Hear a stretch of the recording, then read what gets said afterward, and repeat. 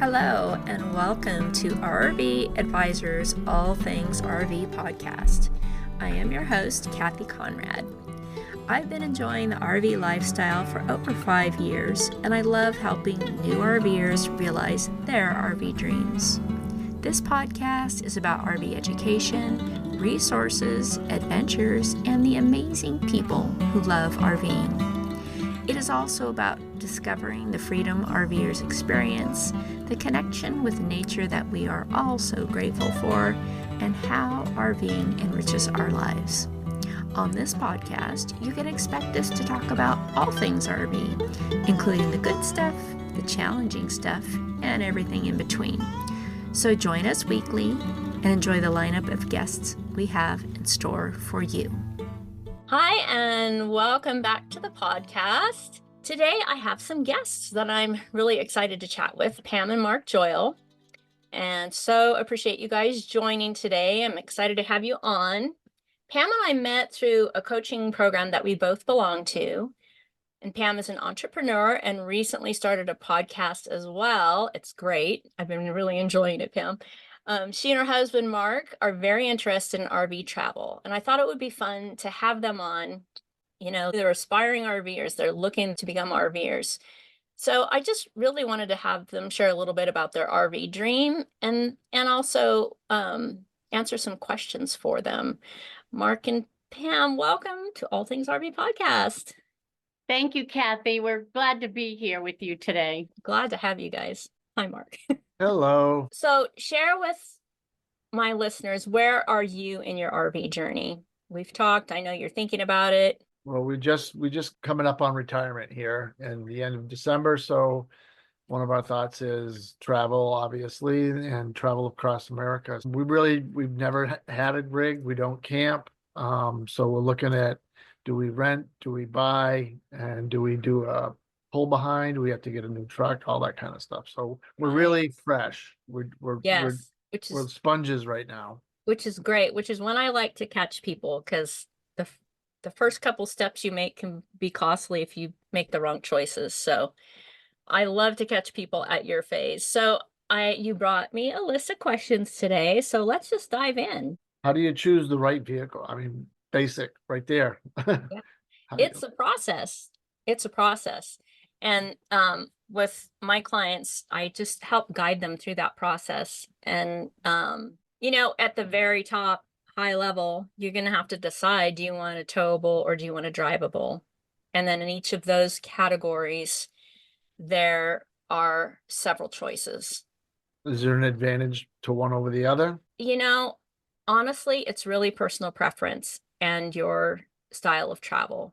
And that's really where you have to really dig deep a little bit, because you want to make the right choice the first time, if at all possible.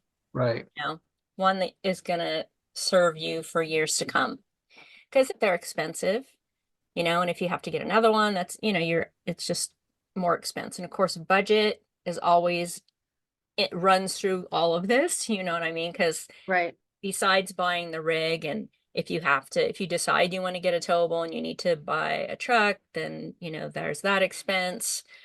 Well, you know, drivables are a lot more expensive. So part truck, part RV, right? So, and then there are lots of gadgets that you have to buy. And I always want to tell people, you know, here's what else you're going to have to be concerned about. All the gadgets, you need to consider those in your budget: storage, insurance, roadside service, all that sort of thing. And then also, once you kind of decide what type you want, and there are advantages and disadvantages to each one depending on your style of travel.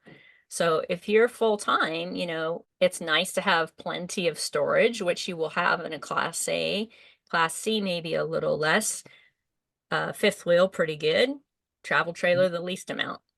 When you say Class A, Class C, that doesn't mean anything to me. Okay, so Class A is the bus type. Okay. Class C is the kind that's on a truck chassis, so it's got a cab over the top, you know, where you sleep. And right. I would say, if you listen to my podcast, number 24, which is, no, I'm sorry. I have a podcast specifically about the different ones. I'll bring that up for you later, or I'll list it in the show notes. Yeah, so you're going to figure the type. Once you decide of that type, which particular one you want, you know, because if you're going to get a tow behind, that could be a fifth wheel, that could be a tow behind travel trailer, that could be a toy hauler, which, you know, there's, and actually I've seen Class A toy haulers. I've seen, of course, the fifth wheel toy haulers and their tow behind toy haulers as well. And people who buy toy haulers are people who are hauling, you know, side-by-sides or golf carts or whatever. So, and then once you decide what type, then you start thinking about, well, what's a good floor plan, right? Because there's differing floor plans. And then amenities, which amenities are really important to you. And that's why I tell people, you know, as you learn and you look at RVs, make lists, you know, if you see something that you really like, the feature of a particular one, you can write that down. That's something I'd really like to have. Kind of like if you were building a house, really. Okay. Okay. And Kathy, what, if you go to dealerships and just do some research and homework, are they helpful with this sort of thing as far as letting you walk through, giving you some tips, and, or is it basically they, you know, try to just sell you something, or are they helpful for the most part? depends on where you go. Okay. It depends on where you go. And that's where, you know, dealerships are a great place to look if you can get them to leave you alone or to be helpful, but not be salesy on you, right? RV shows are really great. I love going to RV shows because you see the whole gamut. And, Right. you know, some dealerships have their quote unquote RV shows. They'll haul all the rigs to a fairgrounds or something like that, but that's all you're looking at is theirs. And realize that each dealership carries, they don't all carry the same brands. Some do, some don't, right? Right. So choosing a brand is important too. You know, quality is important, but you have to balance that with your budget. But some dealerships, I tend to gravitate towards the mom and pop dealerships, Okay. privately owned, small town. There's some big ones I would never recommend because they have a horrible reputation, but people are brand new, they have no idea. So all the research is so important.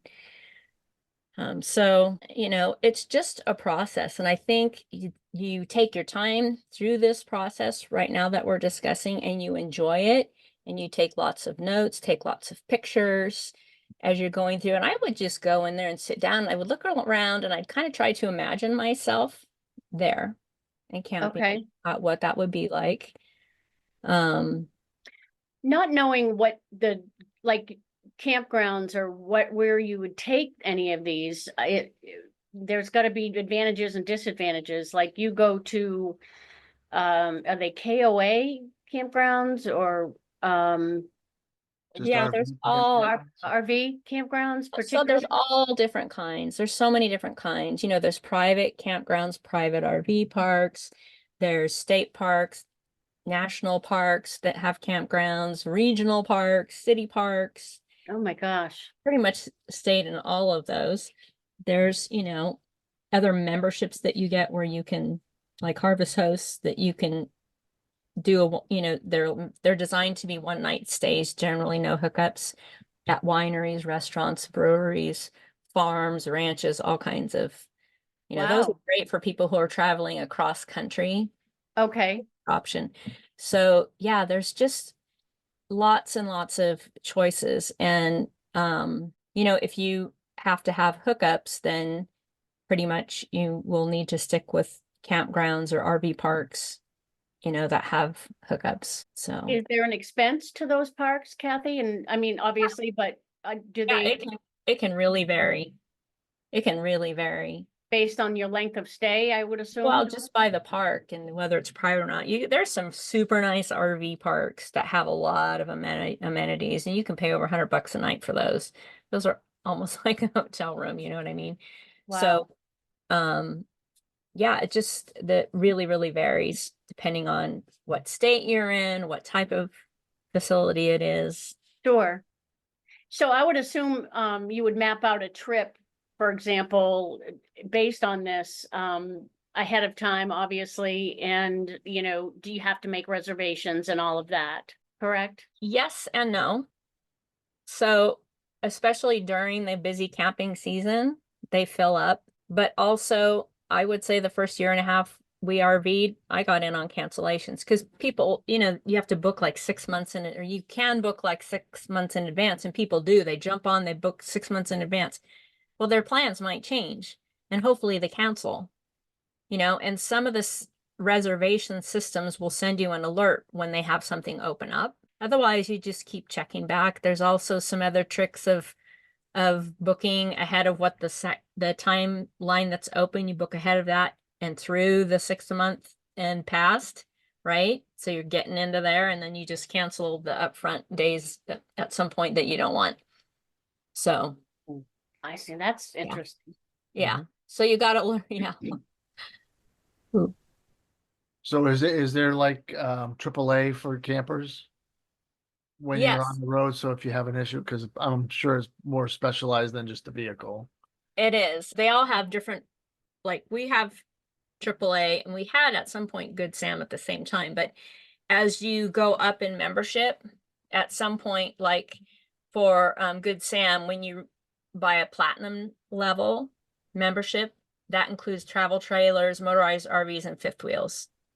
And then you go up to the platinum complete, and there's what's in the first two, and then a little more like emergency medical assistance, tire and wheel road hazard coverage, so you just have to look in your area what they have to offer. And then it's the same thing with AAA. When you the basic is really just for vehicles, but then when you get into the plus RV, that membership includes RV service, and then they have a premier, which is probably that and more, right? Yeah, can you give us an idea on average cost? Yeah, so what I'm looking at right now is the plus RV for AAA is $152 a year. It's not bad. No, and that's, I'm trying to remember, our membership automatically renews, so I'm out of touch with and ours is around 150, I think, but we have our son added to that, so it's a little more. And then the same thing with Good Sam, the platinum, where the RV coverage starts is $79.95, and then $119.95 for their platinum complete one. So, and that's based on where you are too, Sure. So, and that would include, breakdowns on the road and things like that, correct? Yeah, and that's like RVer's worst nightmare, right? Besides water penetration. Yeah. Yeah. Breaking down. That's why we don't travel at night with a rig, because it's scary enough to have trouble and be on the side of the road in the daytime. And there's stuff that you should carry safety wise. The problem also, and I don't have the answer for this one, but there's some, like when we were traveling across Wyoming, headed to South Dakota, we went a long distance. There is no signal at all. So you just have to hope that some good Samaritan's going to pull over, Right. and offer to call when they get to where they're going or whatever. I don't know. But, even What kind of range can you get on a full on fuel? It just depends. It depends on what you have, how big your tank is. Is it gas or diesel? Obviously, I guess that And of makes course, motorhomes, you can buy gas motorhomes, you can buy diesel motorhomes. Okay. We have a diesel truck, so we got to watch the diesel, but we have to watch the DEF fluid too. And when we're towing, and if you're going through wind or climbing an elevation, you go through, just like your diesel, you go through your DEF fluid faster. So we carry extra DEF fluid with us when we do long haul trips. Can you explain what that is, Kathy? DEF is this, you have your diesel fuel, and then you put the DEF in, it has to do with, cleaner emissions. Oh, okay. The DEF fluid, as far as I know. I don't know a lot about it. I just know where it goes and I watch the Right. cage. You know? So when you're looking for an RV, like when you go get a new car or something, you test drive different things. How does that do you just go, you go in, you have to buy it and then you go, oh shoot, I don't really like it. So, or do you get to, is there buyer's remorse coming out of it somewhere where you can go, oh, I made the wrong choice, or I want to try it for a week, or is that just rentals? Well, then I would do rentals. I don't know because I have not purchased a drivable. I don't know if they let you test drive them. I don't know. I Right. kind of doubt it, but the other thing you can do is there are places that do like driver training, right? Teach you how to Okay. drive your rig. But renting is, a good option. But I think you have to realize when you buy it, hopefully you've done enough research and you're committed to doing it. Like I wasn't gonna tow. I hadn't planned to do that, but I got to Right. thinking and it's like, well, what if there was an emergency and something happened? My husband's name is Mark too. What if something happened with Mark? I don't want to learn under stress. So I started towing it on easy trips, and then he took me one day to one of the 𝗪𝗁𝘁𝘀𝗶𝗄𝗃, which is a huge furniture store. It's closed on Sundays, and took cones and had me do all kinds of different maneuvers. And then I was totally comfortable. So I've actually taken it out essentially by myself or with one of my girlfriends. Okay. We're not RVers at all. So I was committed to learning how to do it. And I think that's what you have to do. And you get used to it, Mark. You get used to it. It's kind of like I say, man, if my son's rig's a 43-foot fifth wheel, wouldn't be my favorite thing to tow, but I would learn how to do it just because, Right. thing's a beast. Yeah. So, but their purpose was for full-time living, right? So they Right. don't like taking it out. So once we get a property and build, we'll sell that thing and they can get something smaller that they can actually take out. So, there's a balance between having enough space and feeling comfortable and knowing Right. what your needs are. Are there any factors, for us, we would have our big dog, we would have a 95-pound lab. So are there any restrictions at some campgrounds or for animals and, are things we should be aware of traveling with an animal? Yeah. Some may not allow dogs Okay. at all, which is sad because most people have dogs. Generally, they say, they might say only 2 and under, and, not more than 2. But you know what? I know somebody's got a lot of dogs and they travel in a motorhome. So I think some places are probably tighter with it than others. It's a pet peeve to me as an RVer. But, following the rules, keep your dog on the leash, clean up after it, Right. just Yeah, be a good absolutely. neighbor. But you'll Right. be surprised. So, there's a park we stayed at in Oregon, in a private RV park, beautiful place. They had a notification out in 2025, no more dogs, because they had problems with people. And it Right. only takes 1 or 2 bad ones to ruin it for Right. everybody. Ruin So it for everybody. every park, if they allow dogs, they have a set of rules for you. Okay. Just read through them. And they're welcome to be there. They just want you to follow the rules. Sure. Makes sense. Good. Well, you're giving us a lot to think about. For sure. This is awesome. Yeah. This is awesome. Yeah, we appreciate your time. Yeah.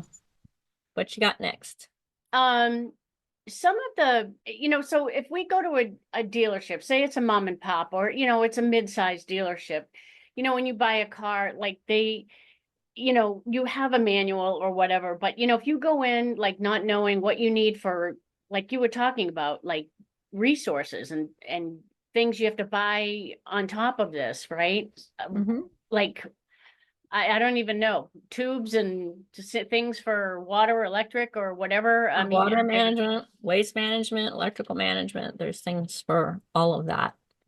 Do they usually go through that with you, Kathy? Like all the, the things you would need, obviously, for, to get set up properly? Or again, does that just, that varies. It varies. They all do what they call a walkthrough, or most of them. Sometimes they call it a PDI, pre-delivery inspection, and they want to charge you for it. I would never pay for that.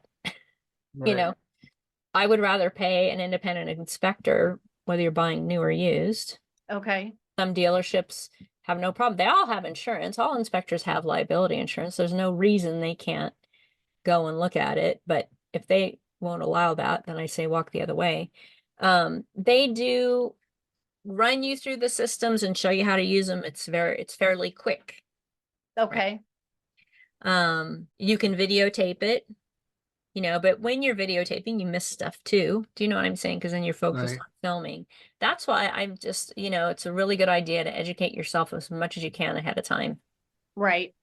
We did go to an RV expo 2 years ago now, this past spring. And it was very interesting. I mean, it was a huge expo of all different kinds of rigs and all different kinds of prices, right? And they let you walk through them and that sort of thing. But you could really spend some time doing research on this because there's just so many, and you know. I spent 2 years researching. Did you really? I did, because I wanted to make the right decisions and I didn't want to make any big mistakes. Are the newer ones, they seem fairly equipped with, all the new technical equipment plugins and all of that, pretty much, right? Yeah, it just depends. Most RVs are like cars, there's different packages, right? Okay. This is the base. This is what you get, the basic stuff. This one, so like ours is like a basic outdoors RV backcountry series. It's designed for off-road. So the next level up for outdoors RV is a mountain series, and then the titanium series. So the titanium series has all solid surface countertops. It has automatic leveling. It comes stocked with, 2 Max Air fans with the rain covers, and, just all the best stuff, all the most beautiful stuff, right? So each one in that particular brand I can speak to because I have it. They're all the same build as far as the quality of the materials. They make their own frames in the factory based on where they put the, water tank, the water in the gray tanks and the black tank. So then it's just a matter of going up in gadgets and luxury. Okay. So, and again, this is what can make it so, there's such a huge gap, in everything in between in RVs. Right, right. You really just have to spend time figuring it out, I think. Is it a bad idea to buy at an RV show? Because is it like a puppy mill where they're just trying to crank out deals or they had some pretty good what looked like bargain, like they would say, it's $7,000 off or $10,000 off. Yeah, something like that. But personally, I would not, because I would get a professional inspection, and you're not going to be able to do that at the RV show. Right. Well, I don't know if at an RV show, if you walk away with the RV, you don't, but you're not, but then you've committed to buying it, right. And but can you do it like a house where it's contingent upon passing inspection? You can ask. I don't know if they would do it. Right. But they like to catch people in that emotional moment when they're excited and awed. Right. You know what I'm saying? Right. And I think it's better to, I'm just a huge proponent of professional inspections. Would you buy a house without having it inspected? Probably not. No. So yeah. They always dangle it's only for today. Right. Exactly. Exactly. Yeah. Yep. I'm leery of that. I've seen too many people get taken advantage of, It's good to know. Yeah. It's hard to figure out, based on our needs, what we if this would make sense even or not, because I'm thinking, there's so much effort and energy put into this. And if it's just to travel 3 or 4 times, you know what I mean? We really have to sit down and think about, is this worth it? Because you got to make it worth it. If you're going to do it, you have to do it. And you've made me really think about, I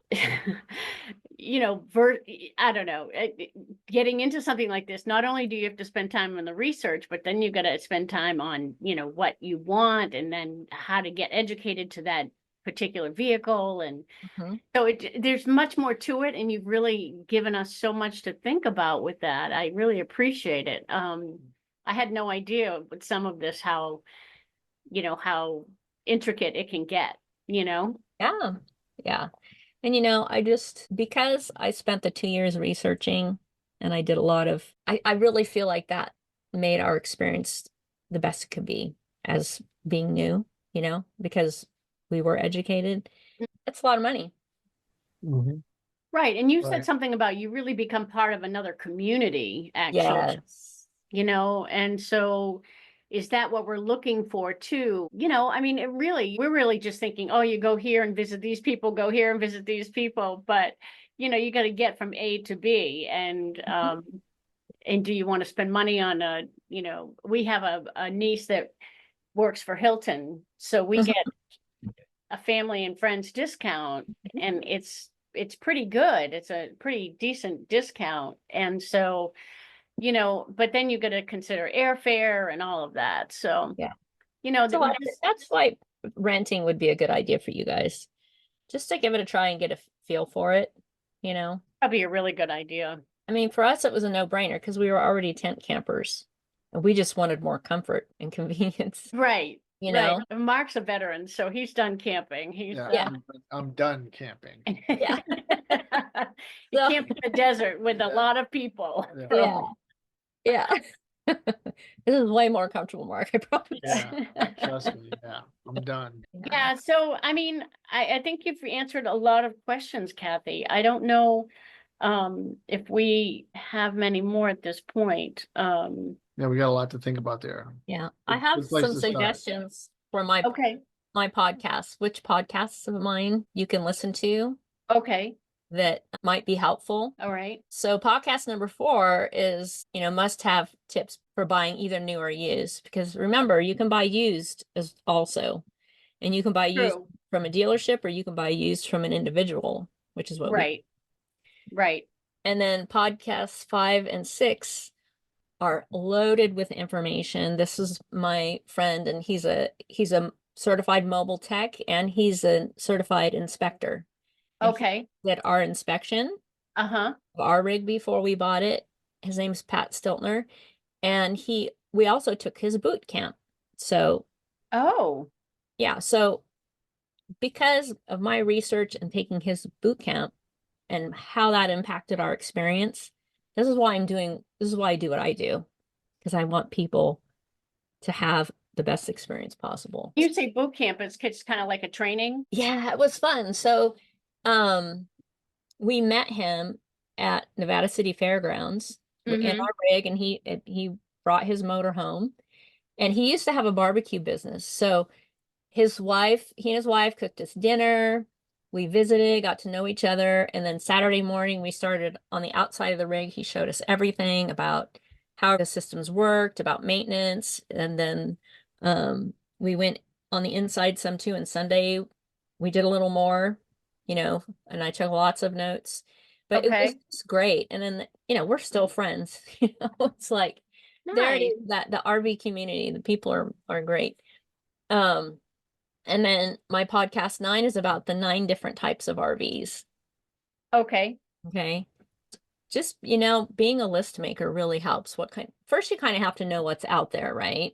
right, And then so we would go and I would take pictures and I would keep notes on what features about certain rigs that I really liked, okay, And then 12 is RV dealerships and what does a good dealership look like? And that's my interview with Corinne Thompson of Thompson RV up in Oregon. okay, And they are amazing. People travel from the East Coast to buy from them, but they're an outdoors RV dealership. One brand.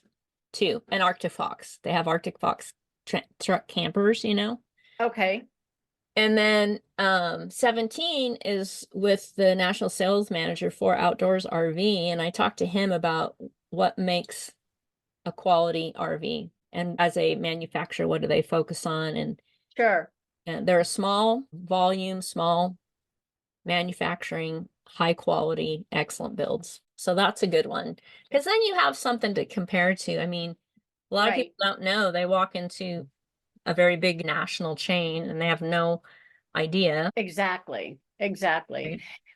I just thought of something based on weather, like if you're traveling in the southern tier, a lot or whatever versus dealing with snow and other things, is there any differential with in your experience as far as different brand names or anything that is particularly, geared towards colder weather versus not so Yes. cold weather? Yes. Okay. So ours is built for extreme weather, hot or cold. Okay. Okay. We have dual pane windows. I think they're probably the only manufacturer that does. We have 2-inch thick walls. We have a insulated and heated underbelly. It's just a really good quality. It's built for, I mean, this is like the choice of elk hunters to go out in the snow elk hunting with one of these, right?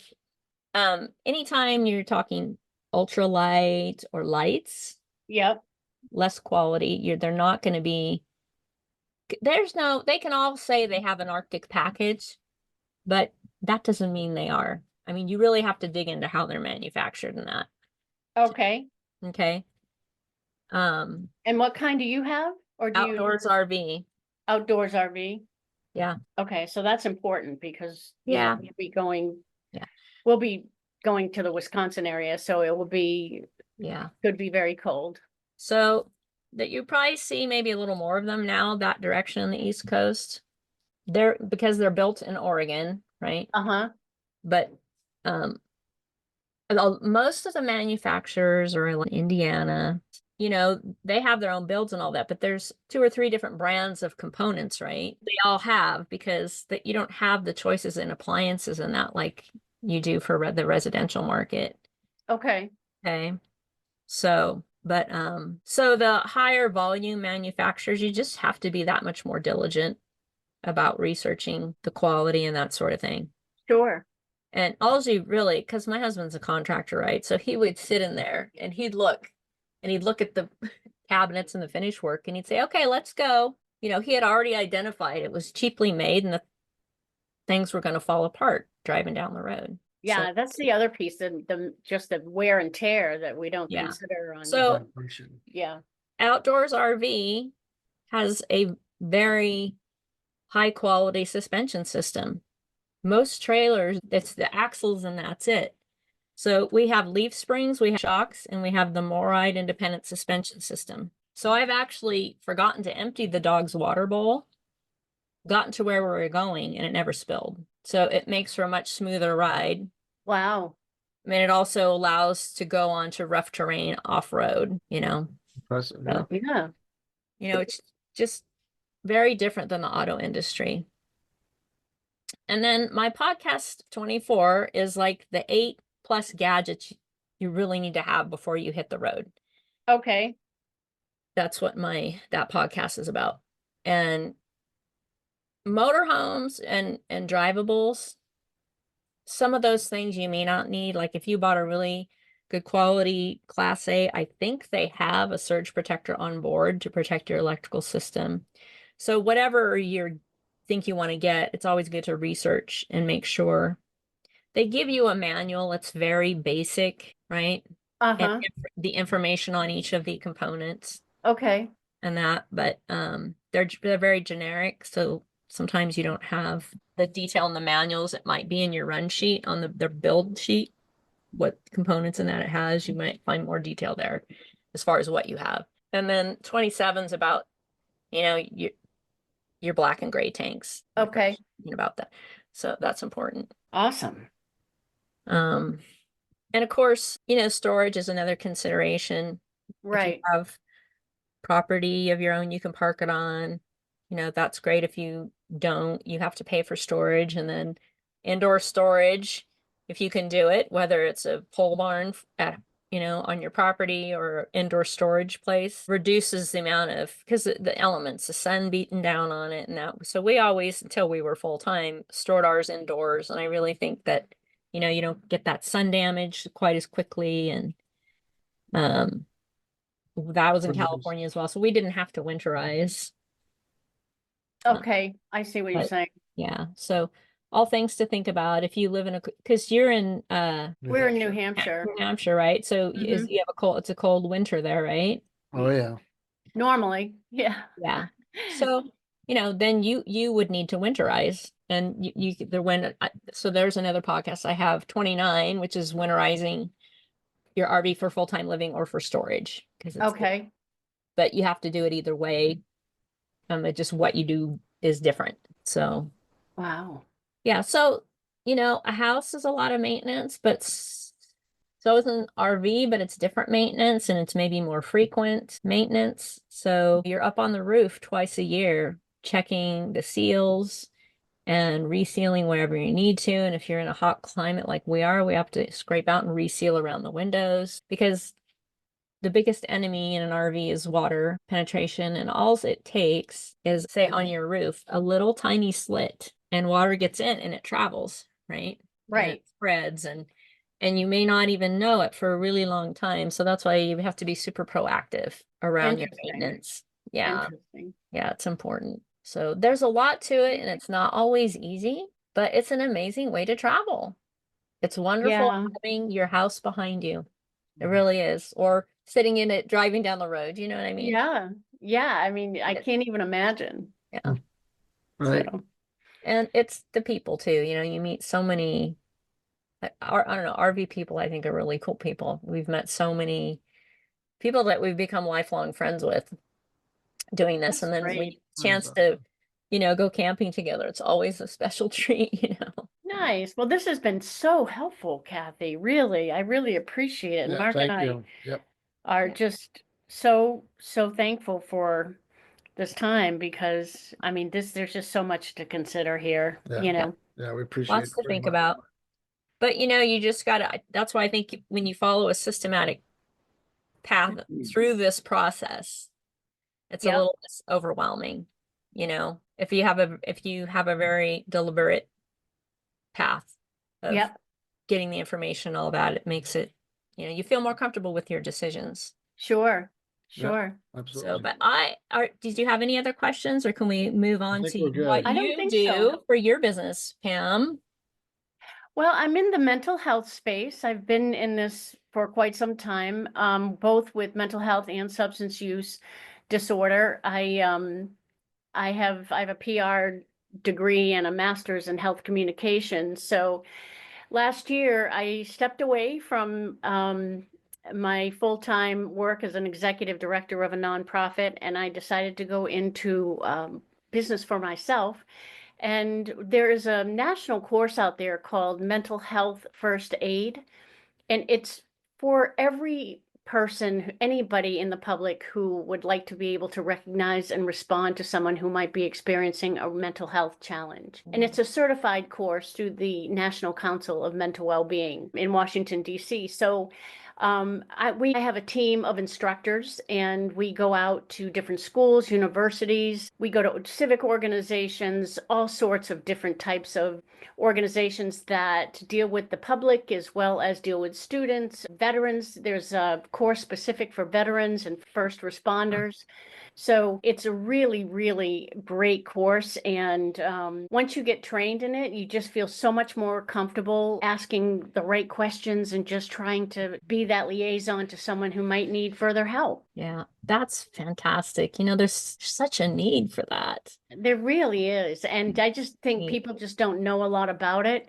Yeah. My second part of my business is working with women who are already in recovery and actually just igniting their abilities to level up their lives to be better in recovery and not stay in what we call thinking small. But 1 in 5 people have a mental health disorder of some sort, and it could be episodic or it could be something more permanent. But I have lived experience with mental health and substance use disorder, so I am able to help people directly. I do one-on-one coaching as well as group coaching, and I work with women who want to take their lives to the next level and really go after their full potential.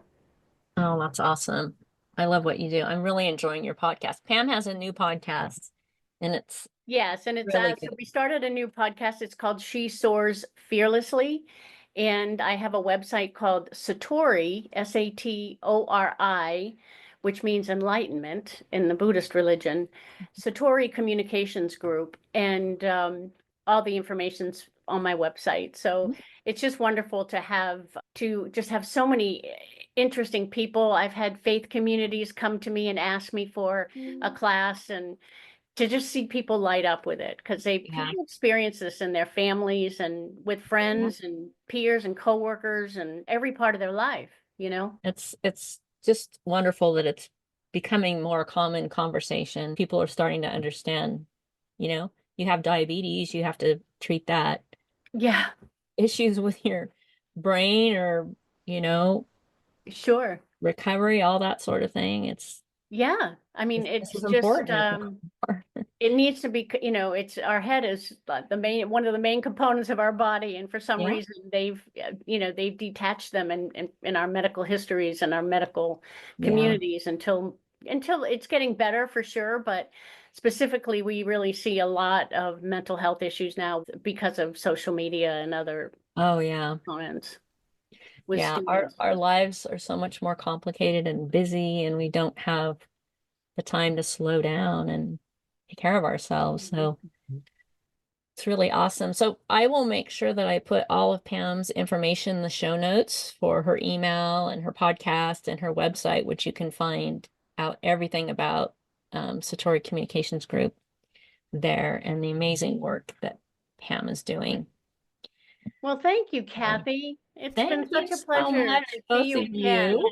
Yeah. Coming on, I really appreciate it. You're welcome. And I wish you all the best of luck in deciding if you're going to go for it. And I'm sure we'll be in touch. Yeah. Awesome. For sure. Good. Okay. Thank you so much again for coming on. I appreciate you guys. Thank you. Thank you, Kathy. Thank you so much for tuning in today to RV Advisors All Things RV Podcast. Please join us again next week for more RV education, resources, adventures, and interesting people. Until then, wishing you amazing adventures, safe travels, and I hope to see you on the road.